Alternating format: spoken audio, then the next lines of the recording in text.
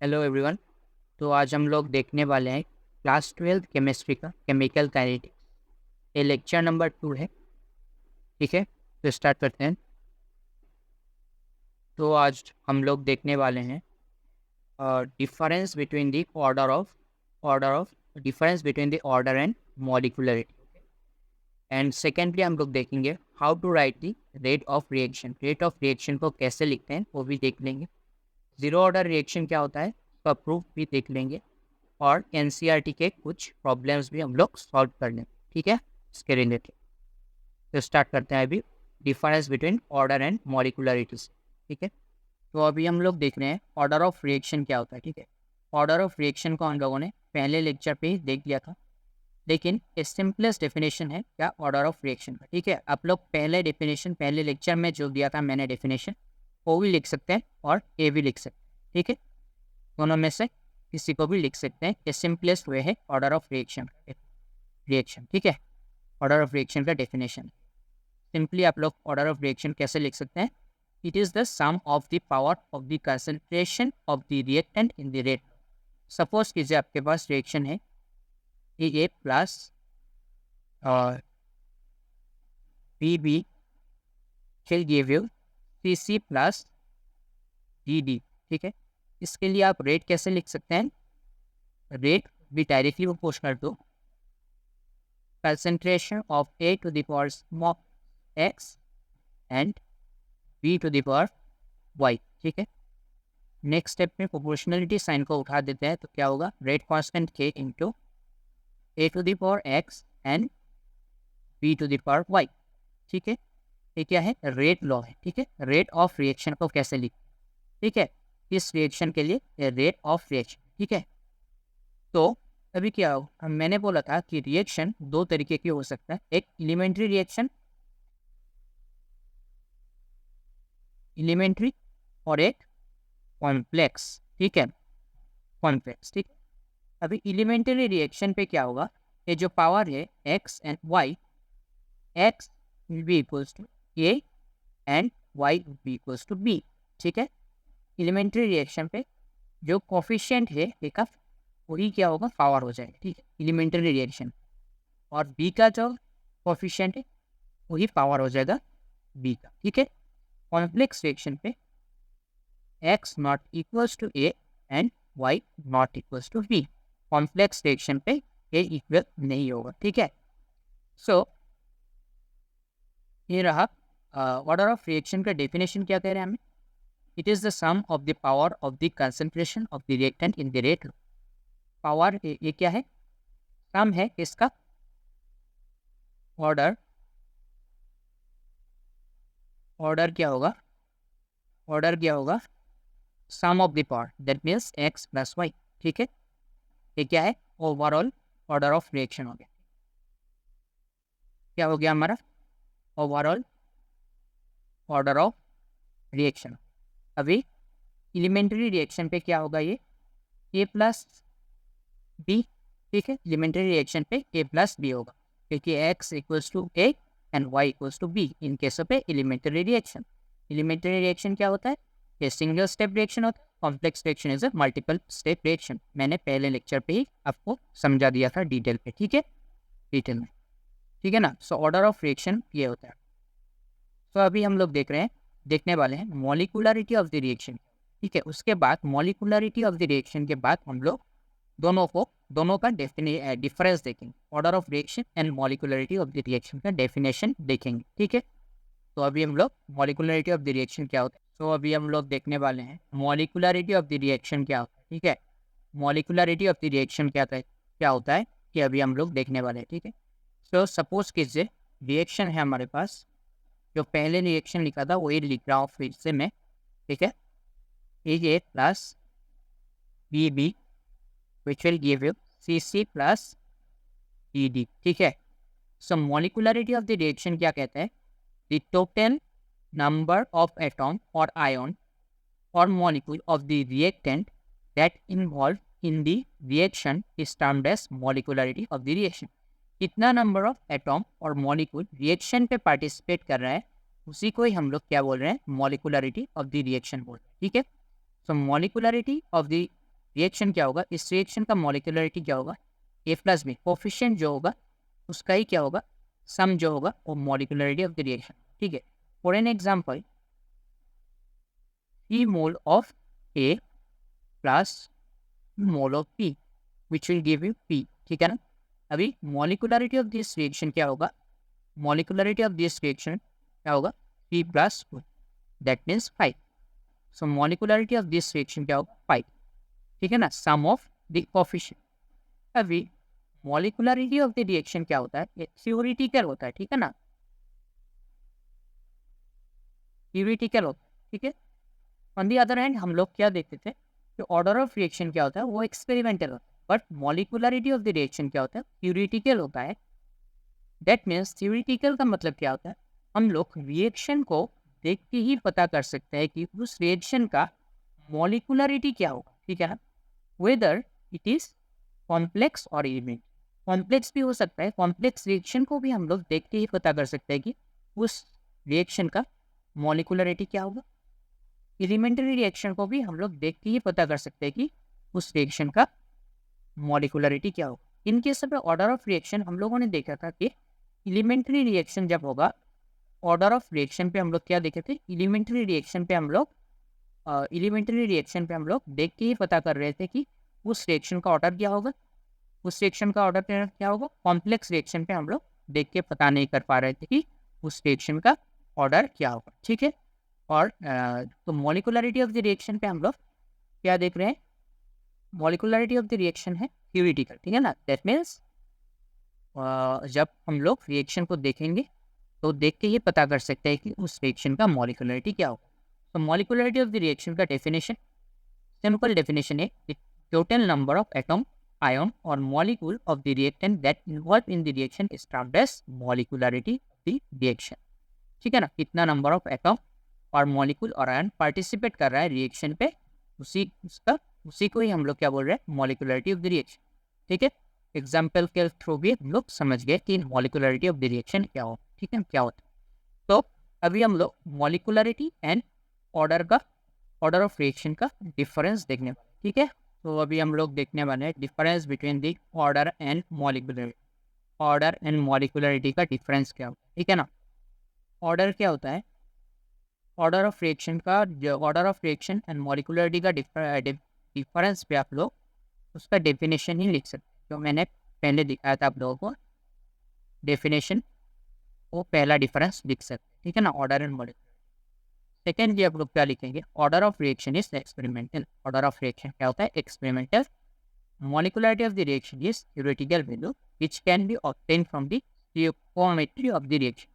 Stoichiometry मतलब coefficient. ठीक है ना, कोफिशिएंट का समिशन से ही, सम करने से हम लोग को क्या मिल रहा था, मॉलिक्यूलरिटी ऑफ द रिएक्शन मिल रहा था, ये बता रहे हैं। ठीक है ना, थ्योरेटिकल वैल्यू है, पहले ही बता दिया है। और स्टोइकोमेट्री मतलब कोफिशिएंट। ठीक है ना, कोफिशिएंट का सम करने से ही हमें क्या मिल जाता है, मॉलिक्यूलरिटी ऑफ द रिएक्शन मिल जाता है। ठीक है, तो order of reaction may be whole number. Order of reaction क्या हो सकता है, होल नंबर, और मे बी फ्रैक्शन। फ्रैक्शन भी हो सकता है, होल नंबर हो सकता है। ठीक है ना, ऑर्डर ऑफ रिएक्शन फ्रैक्शन भी हो सकता है, होल नंबर भी हो सकता है, मगर molecularity of the reaction is always whole number, never be fraction और जीरो। फ्रैक्शन और जीरो नहीं हो सकता है, ऑलवेज क्या होगा, होल नंबर होगा। ठीक है ना, हमेशा ही क्या होगा, होल नंबर होगा। ठीक है, इसके बाद हम लोग देख सकते हैं 4 नंबर पे, order of complex reaction. Order of complex reaction can be determine. Complex reaction का ऑर्डर हम लोग लिख सकते हैं। ठीक है ना, रेट ऑफ रिएक्शन को देख के हम लोग ऑर्डर ऑफ रिएक्शन मतलब डिटरमाइन कर सकते हैं इन केस में कॉम्प्लेक्स। ठीक है ना, रेट ऑफ रिएक्शन। ठीक है, molecularity of the complex reaction can not be determined. Molecularity क्या होता है, मॉलिक्यूलरिटी और कॉम्प्लेक्स रिएक्शन का मॉलिक्यूलरिटी हम लोग पता नहीं कर सकते, कैन नॉट बी डिटरमाइंड। ठीक है ना, molecularity of the complex reaction can not be determined. Molecularity of complex reaction find ये कर सकते हैं। ठीक है ना, ठीक है, कॉम्प्लेक्स रिएक्शन क्या होता है, complex reaction is a multiple step reaction, बता दिया था मैंने। ठीक है ना, तो ये हो गया डिफरेंस। ठीक है ना, ऑर्डर एंड मॉलिक्यूलरिटी का डिफरेंस हो गया है। ठीक है, ऑर्डर एंड मॉलिक्यूलरिटी का डिफरेंस। तो अभी हम लोग नेक्स्ट देखने वाले हैं कुछ प्रॉब्लम्स और जीरो ऑर्डर रिएक्शन देखने वाले, ठीक है। तो अभी हम लोग देखने वाले हैं कुछ एनसीईआरटी का प्रॉब्लम, ठीक है ना। एक्सरसाइज एग्जाम्पल 4.3, ठीक है ना। Calculate the overall order of reaction. Simple question, order of reaction पता करने को बोला है, ठीक है ना। ऑर्डर ऑफ रिएक्शन क्या होता है? Sum of the powers, okay. Sum of the powers क्या होता है? ऑर्डर ऑफ रिएक्शन, ठीक है। So rate would be equals to K into concentration of A to the power X, B to the power Y। ये देखे थे हम लोग रेट कैसे लिखते हैं। सो ऑर्डर क्या होगा इस रिएक्शन के? ऑर्डर क्या होगा? X प्लस वाई, ठीक है। सो हमें दिया हुआ है ए नंबर पे, देखिए ए पे क्या है? रेट क्या है? K into A to the power half into B to the power 3/2। तो क्या होगा? ऑर्डर क्या होगा इस रिएक्शन? देखिए x plus Y, that means half plus 3/2। Order क्या होगा? Order half plus 3/2। तो क्या होगा ये? 2/4, दैट मीन्स 2।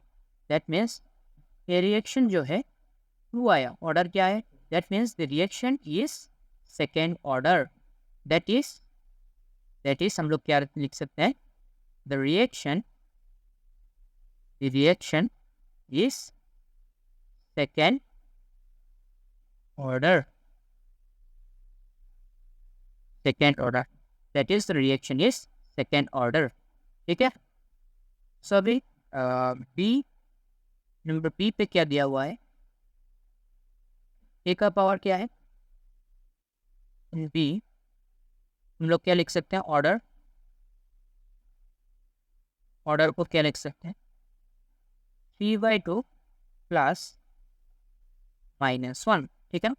3/2 ये जो है 3/2 प्लस -1, ठीक है ना।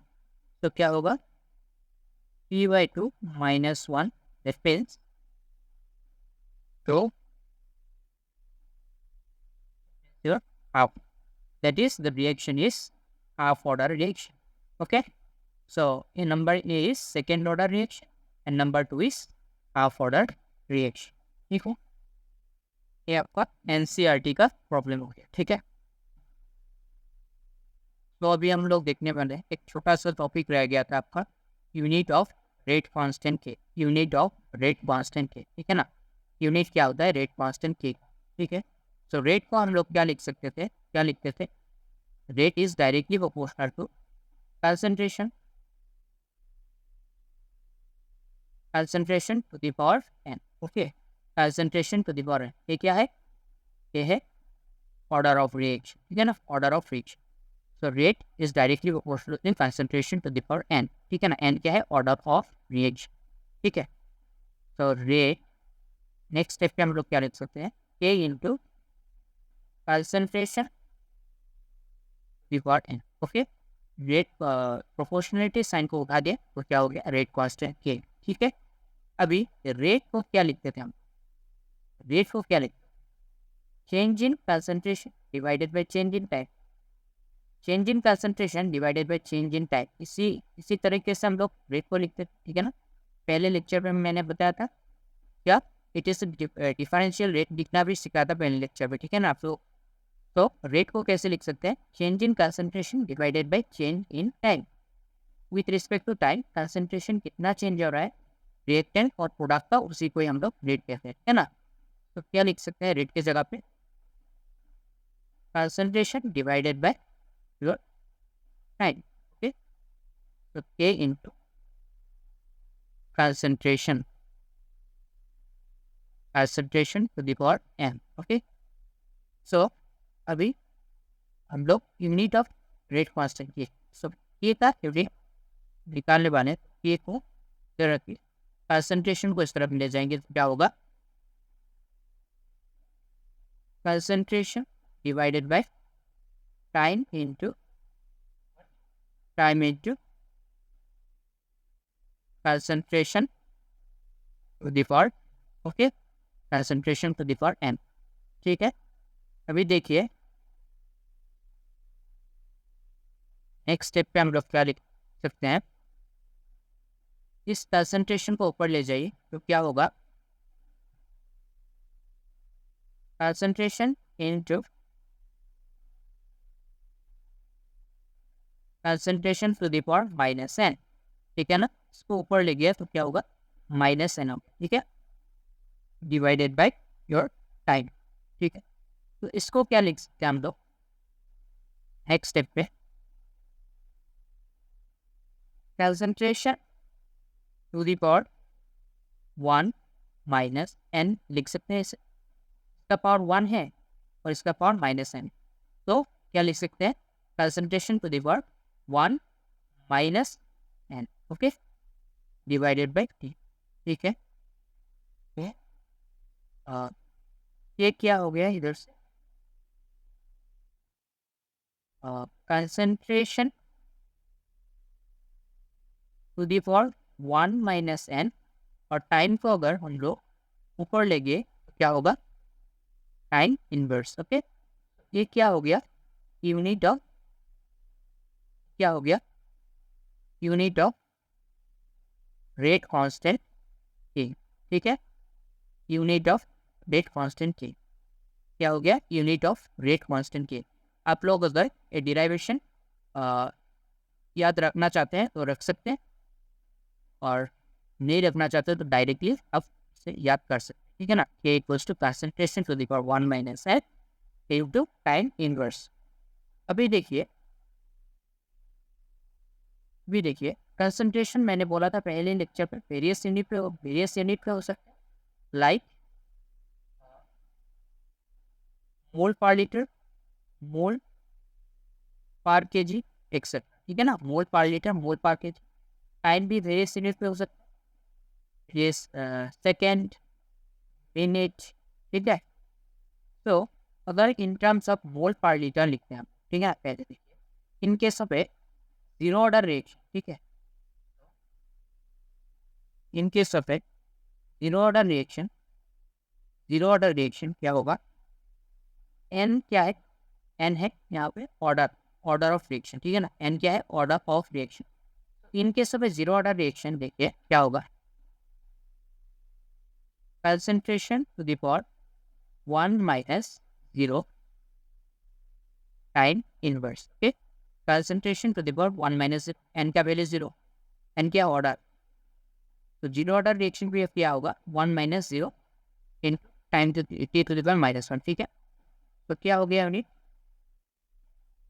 Concentration into time inverse, okay, concentration 1 minus 0 is 1, तो कंसंट्रेशन टू द पावर 1, तो कंसंट्रेशन इनटू टाइम इनवर्स।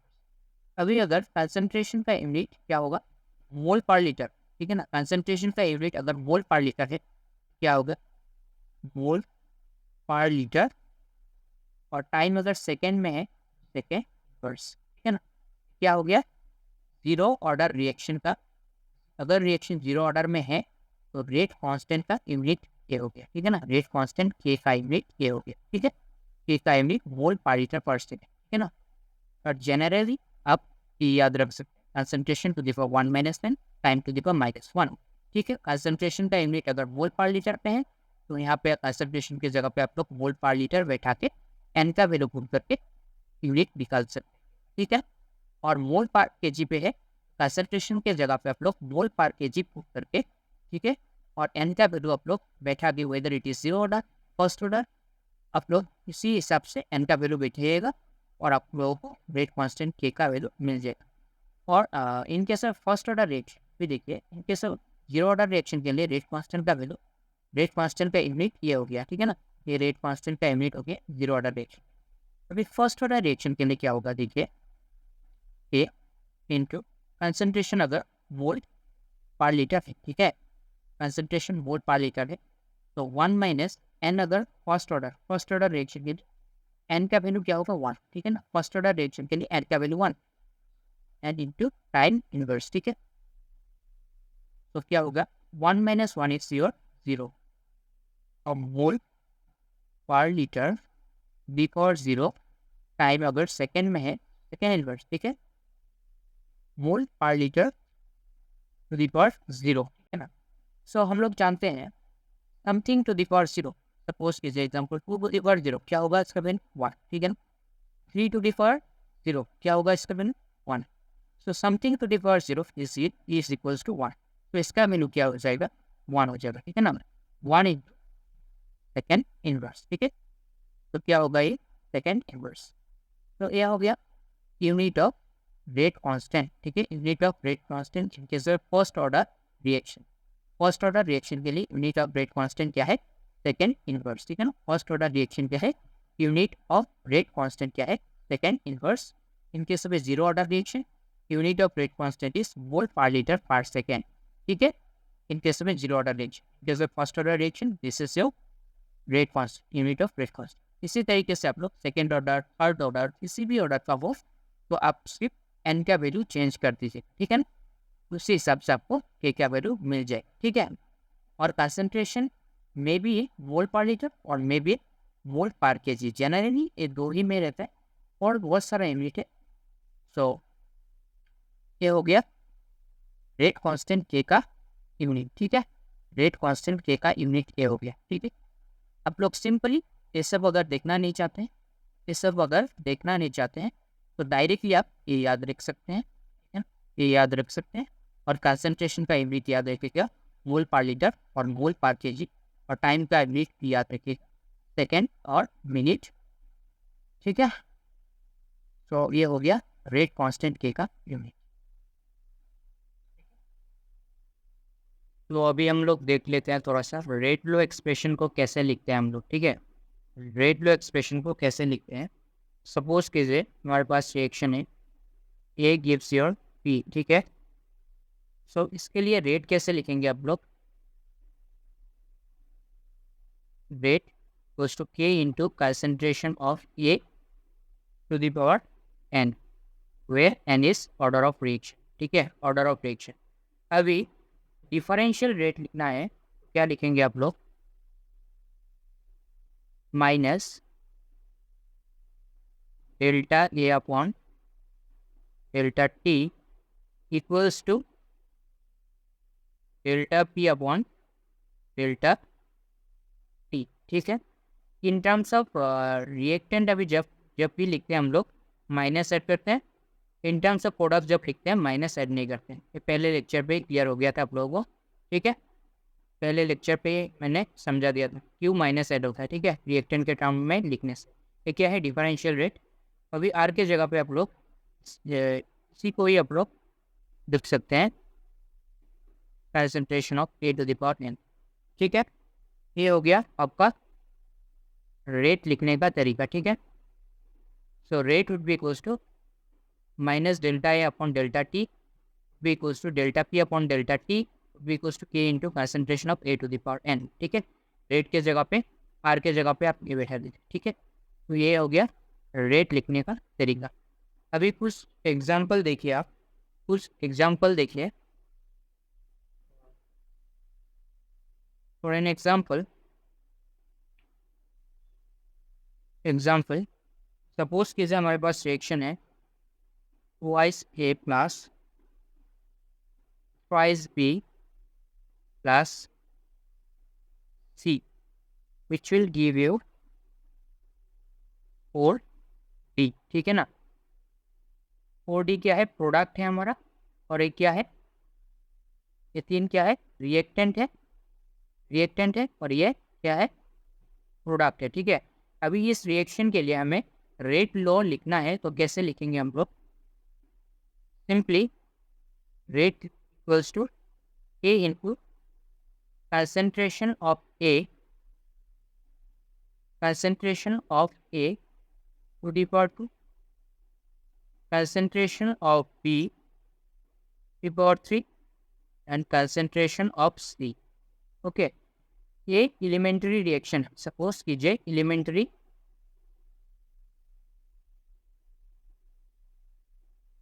ये रिएक्शन। सो क्या होगा कोफिशिएंट ही उसका ऑर्डर होगा, इसी वजह से K into concentration of A to the power 2 concentration of B का कोफिशिएंट 3, तो ये आ गया पावर, सी का कोफिशिएंट 1 तो सी टू द पावर 1, ओके। ये तो जनरल रेट हो गया। अभी डिफरेंशियल रेट लिखना है इस रिएक्शन के लिए, तो क्या लिखेंगे हम, देखिए rate would be equals to minus, reactant के टर्म में पहले लिखेंगे, ठीक है, माइनस कोफिशिएंट जो है वो नीचे आ जाएगा 1/2, ठीक है, 1/2 delta A upon delta T, ठीक है, इक्वल्स टू, इसका वो बी का कोफिशिएंट क्या है 3, तो बी भी रिएक्टेंट है तो माइनस आएगा इसमें भी 1/3 delta B upon delta T, ठीक है। नेक्स्ट सी का कोफिशिएंट 1 है तो सी भी रिएक्टेंट है तो माइनस आएगा 1/1 delta C upon delta T, ठीक है, इक्वल्स टू, अभी ये डी क्या है, प्रोडक्ट है, तो इसमें नेगेटिव नहीं आएगा, ठीक है, नेगेटिव नहीं आएगा, तो 1/4 टी अपॉन डेल्टा टी, ठीक है। ये क्या हो गया, डिफरेंशियल रेट लिखना हो गया इस रिएक्शन के लिए, ठीक है, इस रिएक्शन का डिफरेंशियल रेट, जो भी कोफिशिएंट है उसको इन्वर्स ले लीजिए, ठीक है ना, 2 है 1/2, 3 है 1/3, ठीक है, 4 है 1/4, ऐसे ले लीजिए, ठीक है। ऐसे क्यों लिया हम लोगों ने ऐसे क्यों लिया, क्योंकि हम लोग रेट किस में लिखते हैं, रेट लिखते हैं पार मोल में, ठीक है ना, पार मोल में लिखते हैं, सो कोफिशिएंट भी जो होगा वो भी पार मोल मतलब इन्वर्स में लिखा जाएगा, ठीक है ना, 1/समथिंग, ठीक है, पार मोल में रेट लिखते हैं इसीलिए हम लोग ऐसे लिख रहे हैं कोफिशिएंट, ठीक है। ये हो गया डिफरेंशियल रेट लो, ये हो गया नॉर्मल रेट, ठीक है ना, ये नॉर्मल रेट हो गया, ये डिफरेंशियल रेट लो इस इक्वेशन के। अब जो भी इक्वेशन हो अब लोगों को रेट लिखना आ जाएगा, ठीक है।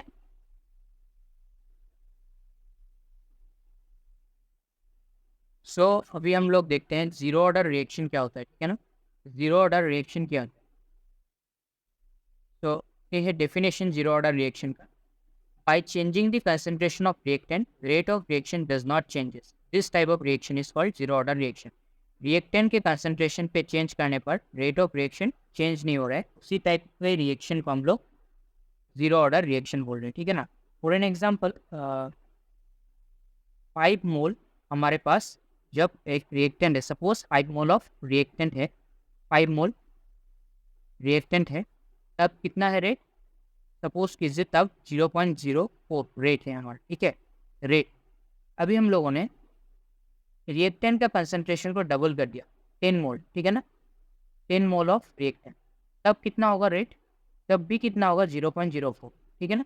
रेट में कोई चेंज नहीं आ रहा है, रेट ऑफ रिएक्शन में कोई चेंज नहीं आ रहा है, अब जब हम लोग कंसंट्रेशन ऑफ रिएक्टेंट में चेंज कर रहा है, रेट ऑफ रिएक्शन में चेंज नहीं हो रहा है, उसी टाइप के रिएक्शन को हम लोग जीरो ऑर्डर रिएक्शन बोलते हैं, ठीक है ना। जीरो ऑर्डर रिएक्शन का एग्जांपल है रिवर्स एवर्स प्रोसेस, ठीक है ना, रिवर्स एवर्स प्रोसेस क्या है, जीरो ऑर्डर रिएक्शन का एग्जांपल, ठीक है, ये लिख सकते हैं आप लोग एग्जाम पे, example of zero order reaction is reverse averse process, ठीक है ना।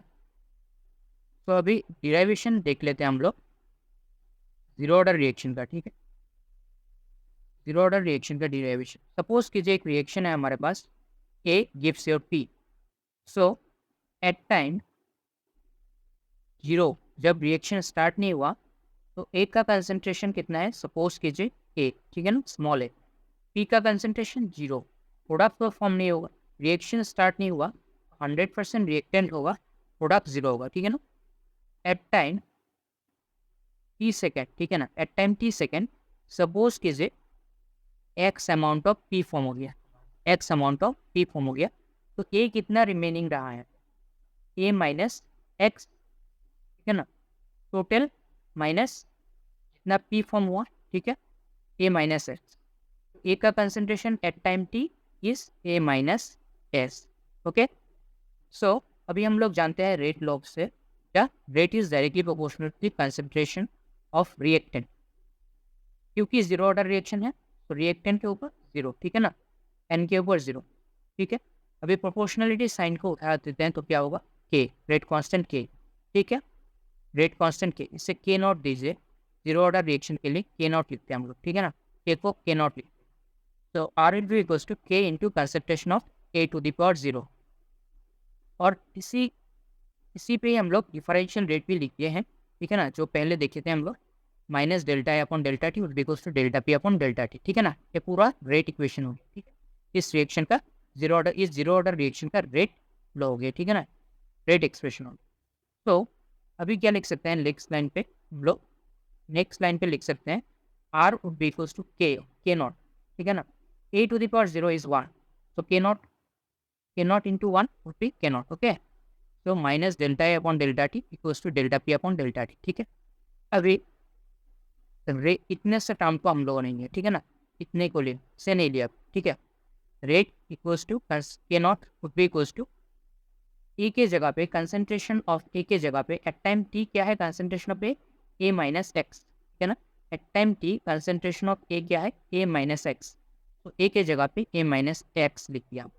At time T concentration of A is A minus X, ठीक है। अभी हम लोग सिंपली यहाँ पे इसको सेपरेट किए हैं हम लोग, ठीक है।